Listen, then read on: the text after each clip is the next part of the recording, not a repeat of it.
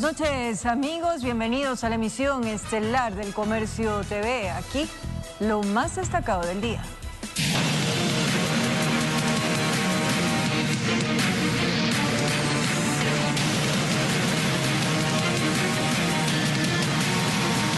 Delincuentes armados asaltaron a un padre y a su hija en el barrio Arcoíris, en la parroquia de Calderón, norte de Quito. Los sujetos se movilizan en 2 motocicletas y amenazaron a las víctimas. Barrio Arcoíris, parroquia Calderón. En el video se observa como un ciudadano con su hija de 5 años están caminando por la calle Vicente Paredes cuando son interceptados por delincuentes. Son 2 motocicletas negras sin placas, sin nada, y eran 2 en cada motocicleta. Y ellos le robaron, pero uno no puede hacer nada. Los sujetos estaban armados, intimidan al padre de familia bajo amenazas, se sustraen la mochila de la menor y varias pertenencias, un celular y dinero en efectivo. Uno como adulto se puede aguantar todo, ¿no? Pero, o sea, los niños, ¿sabes? No tienen respeto ante nada, ¿no? Esa es la preocupación de nosotros. Este hecho se registró 15 minutos antes de las 6 de la mañana, cuando se dirigían a una parada de bus. El momento del atraco, el padre cuida a su hija y no pone resistencia. Los moradores dicen sentirse indignados y desprotegidos. Tranquilo, uno no puede salir, uno llegan del colegio, llegan de noche de clases, de los trabajos, hay que salir a verles. La comunidad se pregunta qué está pasando con los controles en las vías, pues en este barrio los hechos delictivos cometen sujetos que se movilizan en motos y vehículos sin placas para no ser identificados. No están haciendo su trabajo. Los agentes encargados solo se preocupan del pico y placa y la sanción. Una de las problemáticas en este barrio es que las 2 unidades de policía comunitaria que fueron incendiadas en el paro nacional del año anterior no han sido rehabilitadas.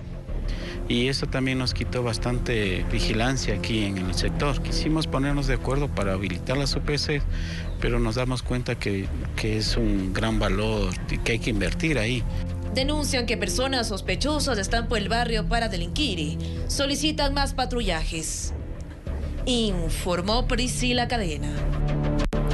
En una mecánica ubicada en Yaruquí fue hallado el vehículo que estaría implicado en la muerte de una persona. El atropellamiento se registró el lunes pasado en la Panamericana Norte, a la altura de Calderón.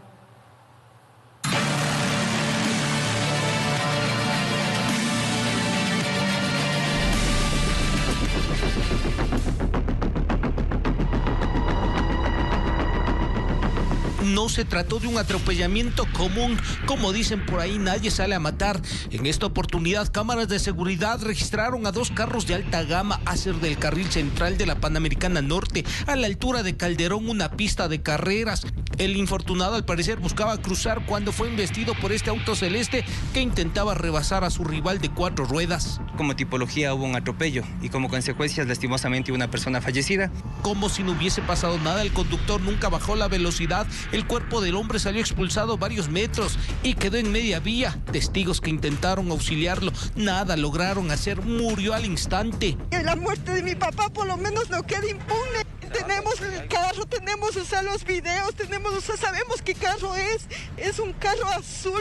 El carro fantasma desapareció como por arte de magia, pero el dueño o responsable del atropellamiento no contó que ante el evento que dejó una persona muerta, agentes investigativos de la policía le seguían la pista. Horas atrás, el vehículo celeste fue encontrado en una mecánica ubicada en el sector de Yaruquí, al nororiente de Quito. Es un modelo Corvette en la cual podemos identificar que es un color similar a celeste. El vehículo se encuentra retenido. El dueño del taller no se resistió a que sea llevado para investigaciones. Estaba cubierto con plástico negro. Seguramente fue dejado para que le realicen algunos arreglos. Tiene daños materiales en la parte frontal derecha. No nos supo indicar qué hacía ese momento el vehículo ahí. Aparentemente puede ser que pudo haber sido por reparaciones. Por ahora del propietario no hay pistas. El carro de alta gama no tiene placas. Los peritos de tránsito esperan la diligencia fiscal para realizar los cotejamientos de los videos y buscar al propietario del auto fantástico celeste implicado en la muerte de un peatón. Vamos a hacer levantamientos de indicios que se encontraron fragmentos de fibra plástica en el lugar. Al parecer existen los elementos para llegar al propietario del lujoso vehículo, que sería un personaje importante. En Quito informó Iván Casamen. El choque frontal entre un bus y un camión dejó como saldo 3 adultos y un menor de 13 años fallecidos. Otras 3 personas resultaron heridas. El accidente ocurrió en Ayampe, en la zona limítrofe entre Manabí y Santa Elena. Un trágico accidente de tránsito entre un bus de transporte interprovincial y un camión dejó 4 personas fallecidas. Producto del impacto, 2 de las víctimas terminaron desmembradas. Venían de comprar una lanchita, o sea, para el niño que falleció, porque él en la comunidad de Yangue tomaba las actividades de alquilar boyas. Dentro de eso iba haciendo una alcancía para poder comprar. El hecho ocurrió en la ruta del Espóndilus a la altura de Ayampe del cantón Puerto López en la zona sur de la provincia de Manabí. El bus de la cooperativa Aray viene de Manglarato hacia Puerto López. A lo que va bajando la pendiente, va en proceso de volcamiento, impacta el camión. Este viernes, familiares de 2 de las víctimas, entre ellos un niño de 13 años, retiraron sus restos del centro forense de Manta. Fue culpa del chofer del bus, que lo sacó, que fue encima, y eso que lo fue matando. Y hay que castigarle. ¿A quién? A la compañía, al chofer o al dueño, a quien sea. Pero queremos justicia por los 2 familiares que han fallecido. Según registros del EQ 911 en Manabí, este año se han reportado 791 siniestros de tránsito. El último fue un choque múltiple en Montecristi, donde están involucrados una camioneta de la CTE y un bus interprovincial. Un bus flota en Babura y una camioneta, la cual el bus impacta con su parte frontal, la parte posterior de la camioneta. Con cámaras de Eduardo García desde la provincia de Manabí, informó Wendy Delgado. En la ciudad de Cuenca fue capturada una presunta coyotera implicada en la salida ilegal de un menor de edad. En otro tema, un ciudadano ecuatoriano sentenciado a 3 años de cárcel fue deportado desde los Estados Unidos.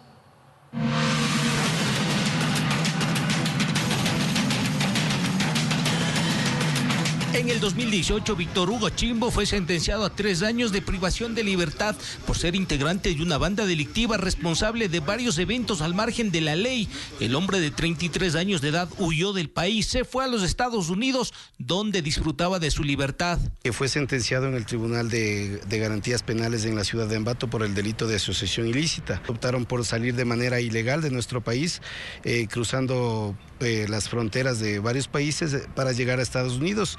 Se encontraba desde el año 2018. El sujeto permanecía en el país norteamericano de forma irregular. Días atrás fue detenido por la policía de ese país. Sobre Víctor Hugo Chimbo está vigente una difusión roja emitida por Interpol. El ecuatoriano llegó a la ciudad de Guayaquil e inmediatamente fue trasladado a la provincia de Tungurahua para ser entregado a las autoridades respectivas. Fue detenido hace aproximadamente un mes en un control migratorio en Estados Unidos, el mismo que a partir de su momento de la detención estaba realizando las apelaciones por temas migratorios en Estados Unidos.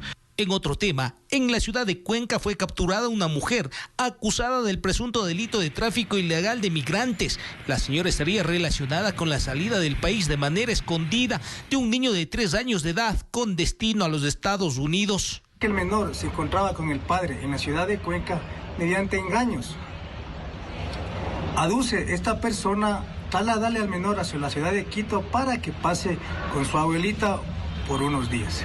El infante avanzó a llegar hasta México, donde fue retenido por la policía de ese país. Luego de algunas coordinaciones fue devuelto a Ecuador. Le logran ubicar a este menor que se encontraba en situación de riesgo. Decimos que le ingresan en un albergue de Piedras Negras en México. Ventajosamente, el niño regresó sano y salvo. En Quito informó Iván Casamen. Para este 5 de febrero, la empresa metropolitana de agua potable Quito anunció que habrá cortes de agua en algunos barrios del sur de la capital. Les tenemos los detalles más adelante. La Policía Nacional confirmó la detención de 8 presuntos extorsionadores que operaban en el norte de Guayaquil. Entre ellos se encuentran quienes atentaron con explosivos en el sector de Juan Montalvo. Fueron captados por cámaras de seguridad en Las Orquídeas, caminando mientras repartían hojas de papel con mensajes en los que exigían dinero a cambio de una supuesta seguridad. Un día día después, otra cámara de seguridad captó esta acción en la Juan Montalvo. Aquí llegaron a bordo de un auto y procedieron a lanzar un explosivo contra una vivienda. Estas imágenes fueron de gran ayuda en el proceso investigativo. Así se logró reconocer a los implicados en estos hechos y de inmediato la unidad respectiva logró la detención de los mismos. Indicarles que fueron capturados en el sector de Pascuales 4 vacunadores de extorsionadores que estaban creando el caos en este sector, y hoy a la Mansida también fueron capturados 2 vacunadores y extorsionadores en el sector de La Florida. Es así como la Policía Nacional espera que la justicia imponga su mano dura en contra de estas 8 personas involucradas en la extorsión. Las 8 personas que fueron detenidas en estos días son las que actuaron en Las Orquídeas, en La Florida y en la Juan Montalvo. Informó José Morales. En una comunidad rural del cantón Montúfar, en la provincia del Carchi, todo era dolor al enterarse de que un adolescente esperó que sus padres salgan a trabajar para tomar una cuerda y suspenderse en la habitación de su casa. Aparentemente la motivación sería sentimental.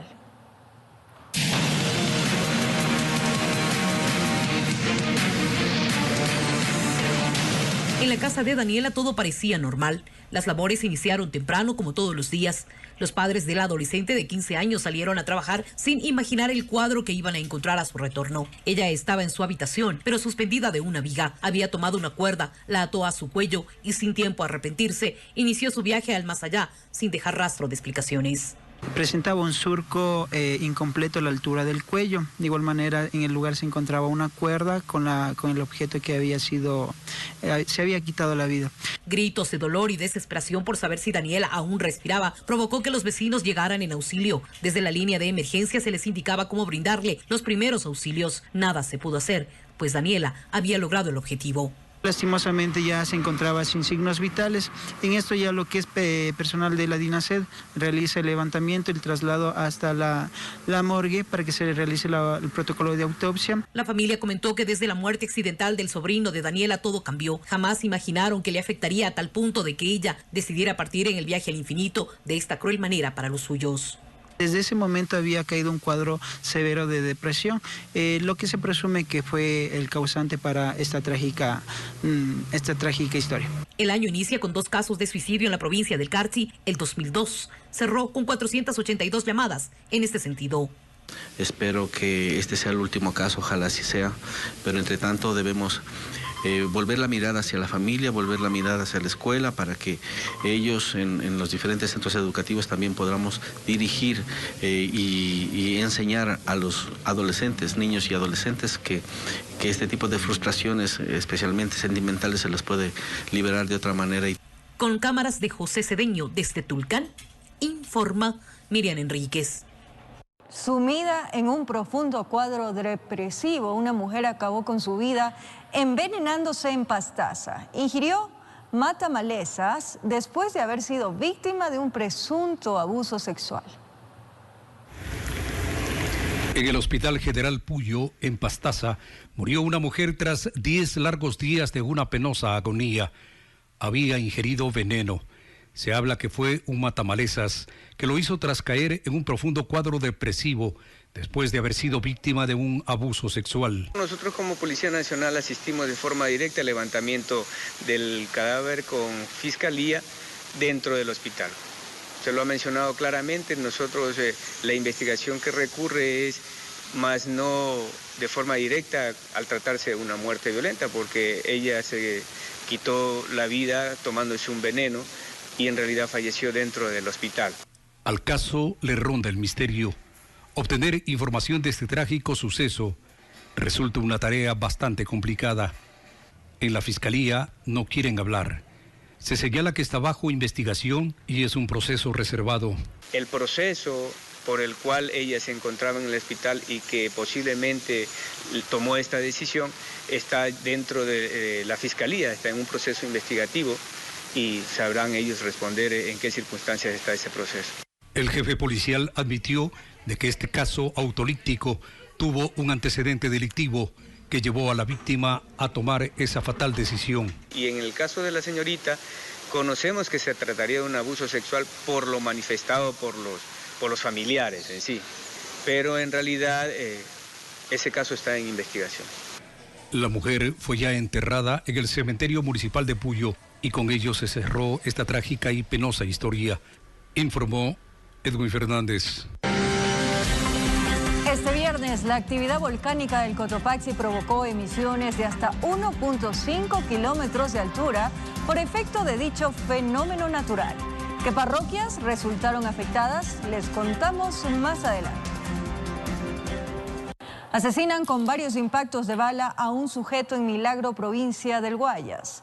La víctima registra antecedentes por distintos delitos. En el sur de Milagro, en Guayas, un nuevo hecho delictivo se registró. Según testigos y autoridades de seguridad, una persona fue baleada a un costado de una de las vías principales del cantón. En moto le dieron alcance a la víctima y enseguida vinieron los disparos. Esto hizo que se activaran los operativos para tratar de dar con los sospechosos de este caso. Se trata de una persona de sexo masculino de 26 años de edad aproximadamente.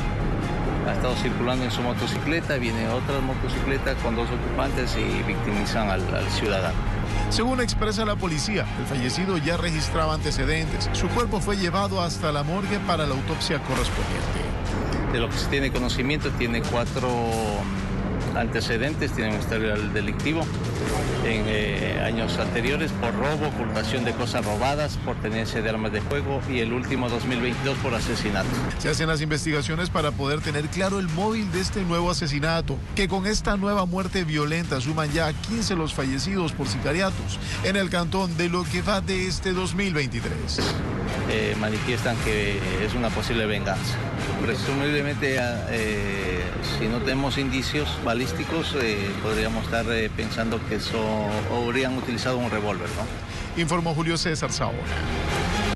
Asesinan a 3 personas en el distrito Nueva Prosperina, al noroeste de Guayaquil. En uno de los casos acabaron con la vida de una pareja frente a sus hijos. Para cometer el doble asesinato, los criminales fingieron ser policías. Tocaron la puerta de la pareja que descansaba aquí, en la cooperativa Nueva Prosperina. Apenas abrieron, empezó la escena de horror. Y lo que hacen es inmediatamente tratar de sustraer cosas y recuperar supuestamente ellos objetos que habían sido de algún tipo de organización. Aparentemente estaban buscando droga. Entonces le dispararon al hombre de 39 años y a la mujer de 32. Todo ocurrió en presencia de sus hijos menores de edad. Lamentablemente es una situación muy compleja. Nosotros como Policía Nacional inmediatamente tratamos de protegerles a ellos, tratar de tranquilizarles y llamar a la unidad especializada, en este caso la DINAPEN, para que se haga cargo de los menores de edad. En el bloque 21 de Flor de Bastión también asesinaron a un sujeto de aproximadamente 20 años, que era conocido en la zona por consumir sustancias ilícitas. Además, según moradores del sector, participaba en extorsiones. Según la información recabada, se bajan a pie algunos individuos, le identifican al hoyo occiso y lo que conocemos es que le victiman en la vía pública. Ambos casos pasaron a la etapa de investigación para detener a los responsables, informó Adriana Peralta. Sicarios asesinaron a tiros a un joven de 22 años en el cantón Milagro. La víctima había llegado a esa localidad a principios de esta semana con el objetivo de trabajar. La Policía Nacional investiga el móvil del crimen. Reinaldo Daniel Paredes Martínez, de 22 años de edad, trabajaba en un negocio de servicio de lavado de vehículos cuando fue asesinado la tarde de este viernes. Una motocicleta con 2 ocupantes dispara contra la humanidad del ciudadano, aproximadamente 8 de un arma de fuego tipo 9 milímetros. ¿Ingresaron estas personas? Sí, ingresaron al interior de la lavadora. El hombre se encontraba limpiando un carro. Este era recién su segundo día de labores. Es una persona que ha venido hace poco tiempo acá a Milagro. Antes vivía por el sector de la sierra y al parecer ahí tuvo algún tipo de inconvenientes por consumo y microtráfico. Criminalística levantó los indicios balísticos de la escena del crimen. Estamos haciendo el recorrido de la línea de trazabilidad, especialmente las cámaras. El cadáver fue trasladado a la morgue, donde se le realizará la autopsia de ley, para luego ser entregado el cuerpo a su familia, informó Maite Morán. En la central hidroeléctrica Goyán, localizada en la provincia de Tungurahua, fue encontrado el cuerpo de una persona flotando en la represa. El cadáver fue reconocido por la familia. Estaba desaparecido hace 2 días. El miércoles no volvió a casa y su padre empezó a buscarlo. Laboraba en el sector de Río Negro y habría salido a cumplir con un trabajo, pero lamentablemente se tomó unas copas y no llegó a ningún lado. En un seguimiento a cámaras de seguridad privada, el progenitor del hombre, de 28 años de edad, consiguió la ruta que tomó. Baja un poco en un estado de embriaguez. Se traslada desde allá. Las esperanzas de encontrarlo con vida se desvanecieron cuando la última imagen revela que ingresó a la represa hidroeléctrica Goyán y desapareció. En el sitio su padre hizo guardia durante largas horas, pero no encontró nada. Cansado, regresó a casa a recuperar fuerzas. Venimos rastreando desde esos días hasta llegar a este punto donde ayer estábamos aquí hasta las 10 de la noche. Esta mañana salió nuevamente y se topó con los bomberos en el sitio. Los rescatistas llegaron para ayudar en la evacuación de un cuerpo de sexo masculino que apareció flotando en medio de la represa. Cuando fue arrastrado a la orilla, lo reconoció, era su hijo. Inmediatamente se despliega una unidad de rescate con equipo especializado en rescate en aguas rápidas. Aparentemente, por estar bajo efectos de licor, habría resbalado y caído al reservorio. Permaneció bajo el agua por cerca de 24 horas hasta que fue expulsado y apareció flotando. Unidades de la DINASED y criminalística de la policía realizaron el levantamiento del cadáver. Se utilizó un kayakero, el mismo que accedió hacia donde está encontrado flotando el cuerpo. Lo aseguró y lo arrastró hacia la parte de la orilla. Un posible resbalón que dejó a una hija en la orfandad y a la familia atrapada por el dolor de su partida inesperada, informó Iván Casamen.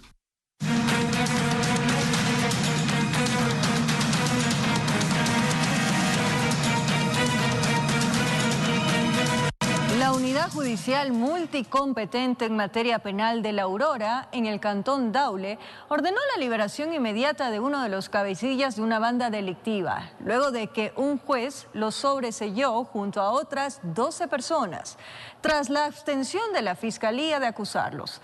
Las autoridades de justicia se manifestaron al respecto.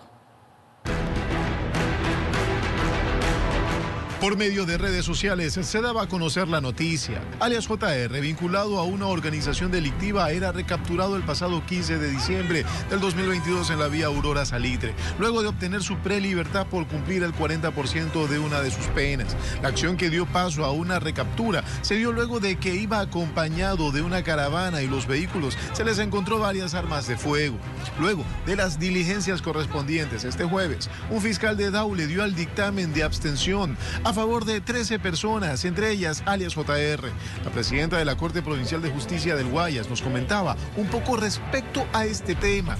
Que el auto de sobreseimiento emitido por la juzgadora es en vista de un dictamen abstentivo por parte de Fiscalía. Es imperativo legal y constitucional de que el juez dicte sobreseimiento. Es decir, aquí no hubo acusación fiscal. Que todo quedaba en manos de la Fiscalía. Es decir, si no pasaba por ese filtro, nada podían hacer los jueces. De acuerdo a la Constitución, quien dirige la investigación es Fiscalía. Fiscalía es el único que puede, en este caso, decidir si acusa o no a una persona, sobreseyendo a todas las personas que fueron procesadas en el mes de diciembre del año 2022, que fueron en ese momento detenidas y procesadas por el delito de tráfico ilícito de armas de fuego. Pero la policía también se manifestaba. La policía ha presentado varios argumentos en los cuales se puede sustentar una investigación. Por lo pronto se mantendrá el cumplimiento de esa privación de libertad, de acuerdo a lo que ha solicitado la SNAI al juez. Si Junior Roldán no tiene ninguna otra medida cautelar, de acuerdo a la ley le corresponde salir en libertad. Informó Julio César Saona. La Fiscalía ejecutó órdenes de allanamiento y búsqueda en contra del fiscal Julio Sánchez, quien se abstuvo de acusar a Junior Roldán. La policía tiene la disposición de detenerlo. El presidente Guillermo Lasso dijo que el gobierno no permitirá la liberación de alias Junior. Que Junior podría salir nuevamente de la cárcel es la posibilidad que se baraja. Y es que el fiscal Julio Sánchez emitió su dictamen abstentivo a favor de 13 de los más de 30 detenidos del pasado 15 de diciembre por el delito de tráfico de armas, entre ellos Junior. Por esa decisión, la Fiscalía ejecutó órdenes de allanamiento y búsqueda en contra de uno de sus propios funcionarios, pues todo aquel que actúe a favor de la delincuencia enfrentará a la justicia, dijo la titular de esa entidad. La policía tiene la disposición de detenerlo. En Guayaquil se allanó las oficinas de la Unidad contra la Delincuencia Organizada Transnacional, donde se levantaron indicios. Además que grupos élite de la policía allanaron su domicilio. El presidente Guillermo Lasso en cadena nacional cuestionó la intención de funcionarios del sistema judicial de dejar en libertad a Junior.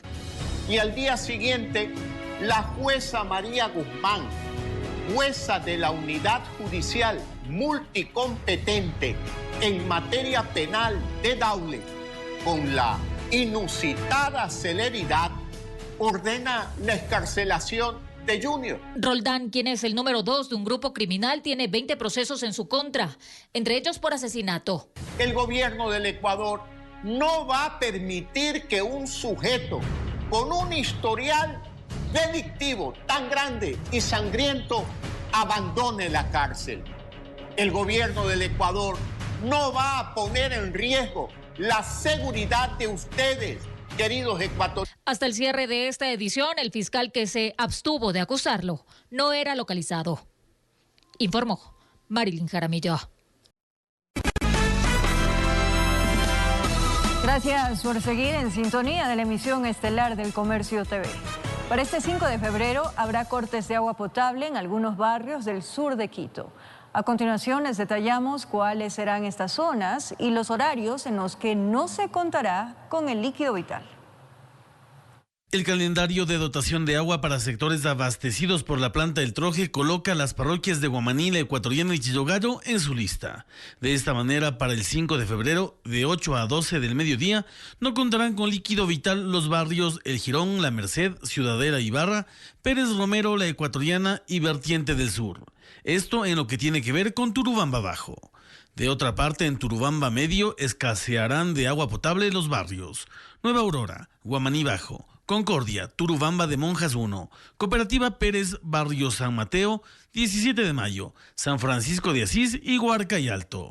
Otros de los barrios que se encuentran en el listado son Marta Bucaram, Manantial, Quitumbe Alto, Rumi Urco, Turubamba de Monjas 2, entre otros. Si desea conocer más detalles de este corte provisional de agua, usted puede visitar la página web de la Empresa Pública Metropolitana de Agua Potable y Saneamiento, EMAPS. Informó Javier Rosero. Este viernes, la actividad volcánica del Cotopaxi provocó emisiones de hasta 1.5 kilómetros de altura. Por efecto de dicho fenómeno natural, las parroquias del Cantón Quito afectadas con caída de ceniza fueron Guamaní, Turubamba y Conocoto. De otra parte, las parroquias del Cantón Mejía afectadas fueron Tambillo y Machachi.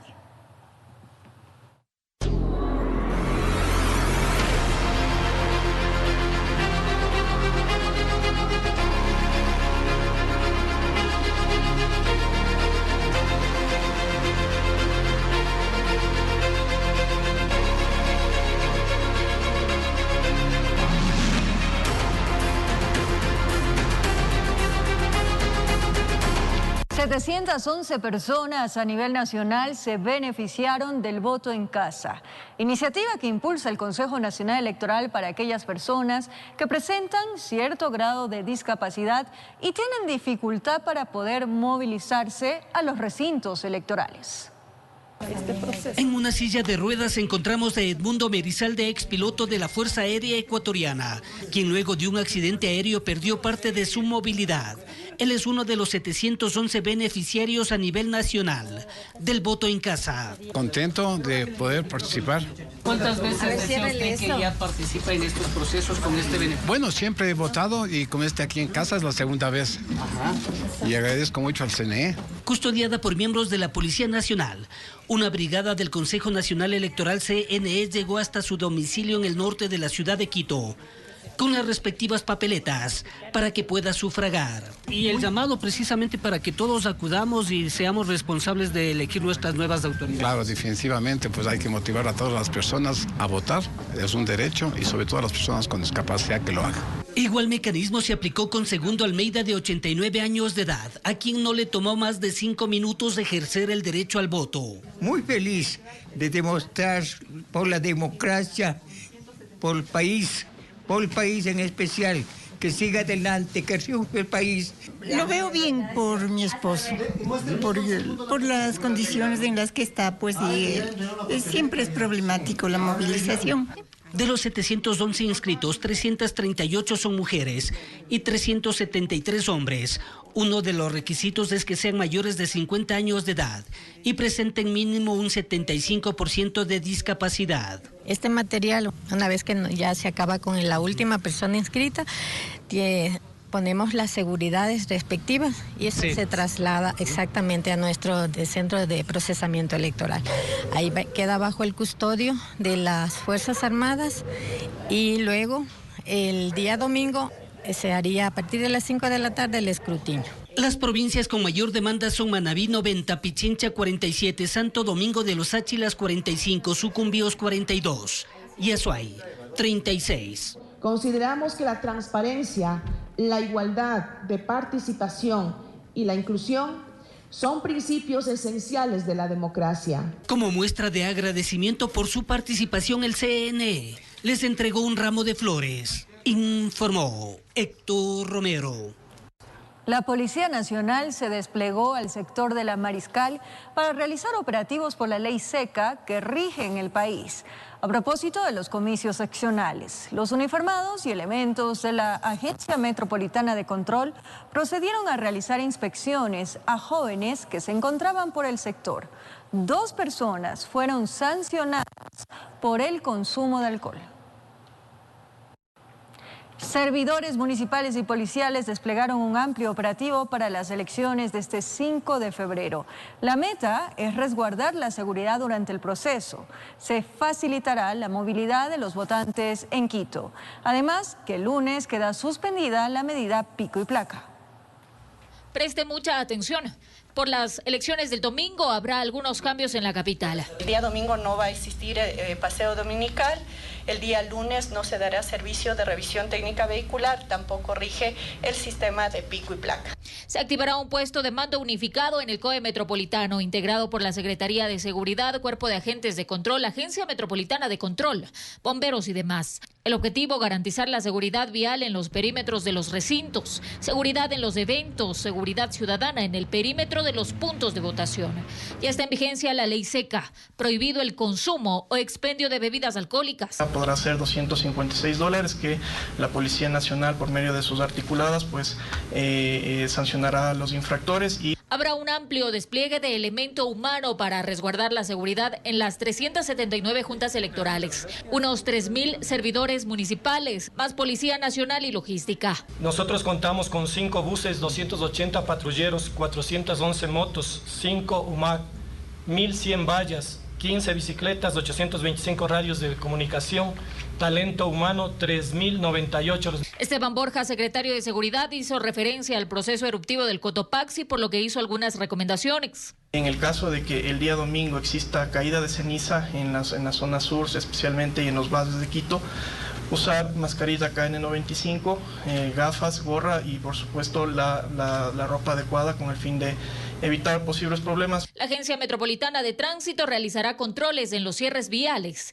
y se facilitará el transporte de los votantes. Va a existir un sistema de transporte público disponible desde las 5 de la mañana hasta las 2 de la mañana desde el día domingo, especialmente en las terminales de Guamaní, Quitumbe, El Recreo, La Ofelia, La Marín, Río Coca y El Labrador. El Cuerpo de Bomberos tiene previsto realizar sobrevuelos para brindar una respuesta inmediata en caso de necesitarlo. Se recomienda a la ciudadanía acudir con tiempo a las urnas y evitar estacionar su vehículo en zonas no permitidas. Informó Marilyn Jaramillo. Reformas al Código de la Democracia serían necesarias para que candidatos no declinen su candidatura a pocas horas de un proceso electoral. En la actualidad, ellos no estarían obligados a devolver parte de los recursos económicos entregados para promocionar su candidatura. En medio camino, o mejor dicho, en la recta final, cuando faltan 3 días para las elecciones del 5 de febrero, uno de los candidatos a la alcaldía de Quito prefirió dar un paso al costado. Esteban Ron, experto en temas electorales, mostró su malestar. Bajo ningún concepto es normal, Héctor. De hecho, es por 2 fenómenos. En primer lugar, son candidatos que lamentablemente no cumplen con un requisito de legitimidad interna dentro de las organizaciones políticas, y las organizaciones políticas lo que hacen es presentar candidatos por obligación de participación.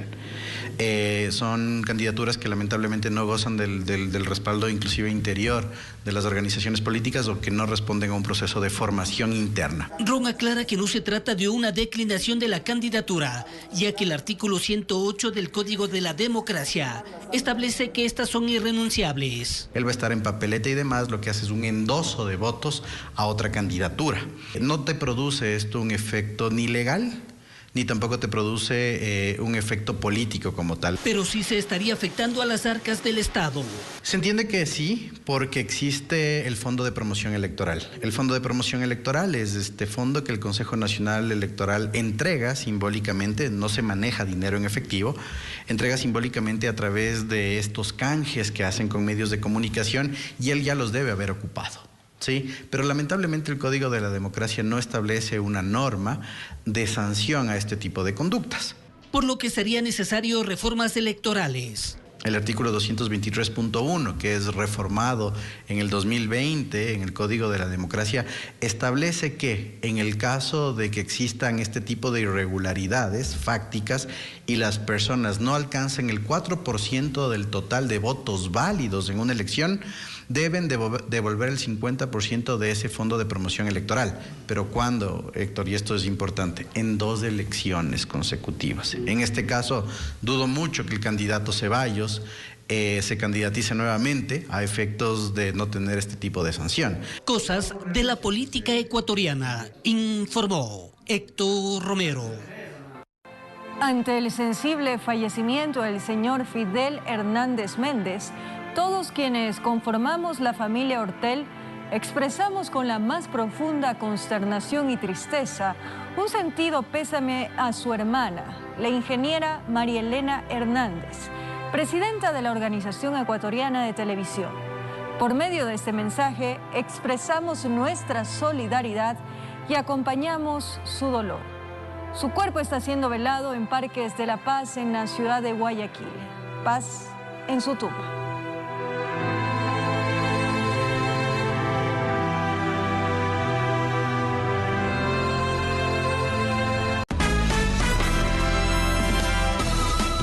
Ahora les contamos que el Pleno del Consejo Nacional Electoral deberá reunirse para aprobar el cronograma de la consulta popular por la minería en la capital. Esto luego que se validaran las más de 207.000 firmas recolectadas por el colectivo Quito Sin Minería, quienes impulsan la iniciativa ciudadana. Tras la validación de las 206.571 firmas que respaldan el pedido de consulta ciudadana que busca la prohibición de minería a pequeña, mediana y gran escala en la reserva del Chocó Andino y sus parroquias aledañas en el Distrito Metropolitano de Quito, el Pleno del CNE deberá reunirse para aprobar el cronograma y convocatoria del plebiscito. Nosotros aspiramos que la semana próxima ya el informe técnico llegue al nivel del Consejo y el Consejo convoque a la reunión y dentro de su agenda coloque el Quito Sin Minería. Desde el colectivo Quito Sin Minería señalaron como una primera victoria la validación de las firmas, luego de que algunas habrían sido invalidadas por el órgano electoral debido a que estaban siendo comprobadas con base a un padrón electoral antiguo.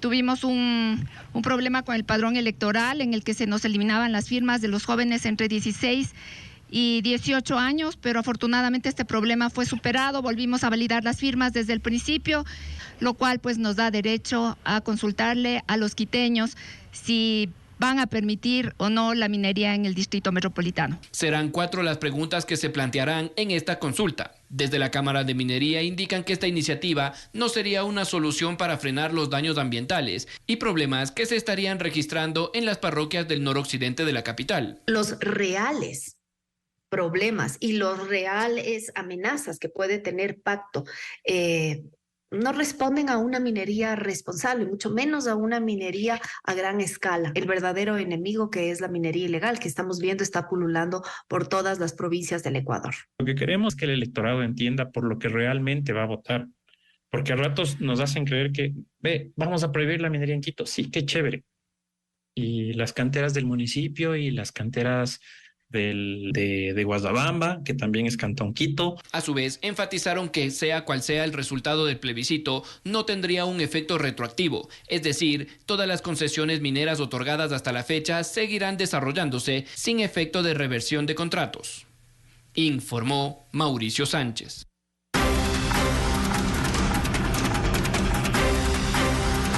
Lo más destacado del acontecer internacional, una ola de incendios forestales en el sur de Chile dejó al menos 5 muertos. A esto se suma que 6 regiones del centro del país araucano enfrentan una crisis hídrica sin precedentes. Son las escenas que hoy vive Chile. Se trata de una ola de 151 incendios forestales que azotan este territorio sudamericano. Estos se concentran principalmente en la zona centro-sur del país, de esta manera. Y es que las temperaturas superan incluso los 40 grados centígrados en algunas ciudades.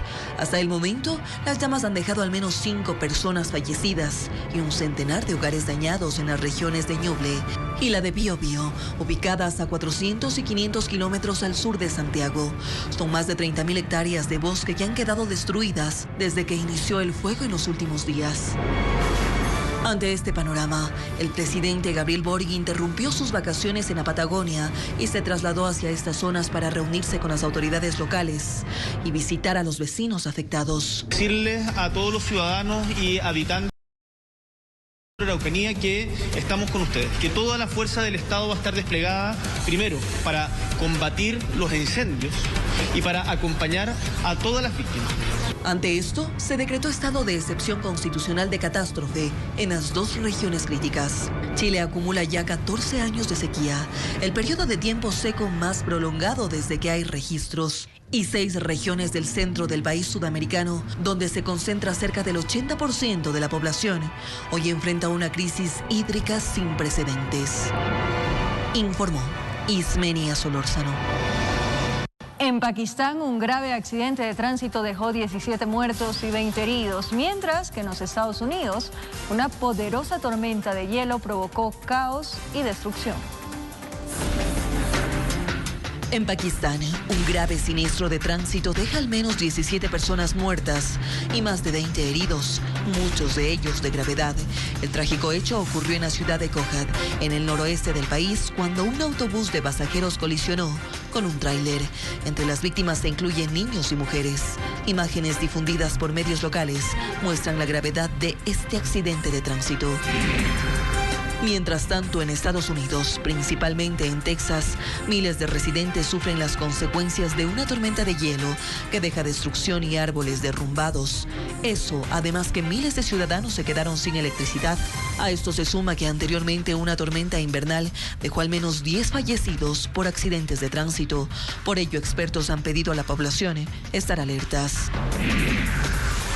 Y en Colombia, grupos armados habrían ingresado a instituciones educativas rurales en los municipios de Yarumal, Campamento y San Pedro de los Milagros.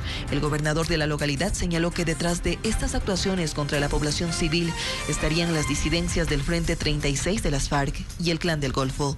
Según denuncias, estos grupos aparentemente estarían reclutando menores. José Borbor. Ante el sensible fallecimiento del señor Fidel Hernández Méndez, Todos quienes conformamos la familia Ortel expresamos con la más profunda consternación y tristeza un sentido pésame a su hermana, la ingeniera María Elena Hernández, presidenta de la Organización Ecuatoriana de Televisión. Por medio de este mensaje expresamos nuestra solidaridad y acompañamiento en su dolor. Su cuerpo está siendo velado en Parques de la Paz, en la ciudad de Guayaquil.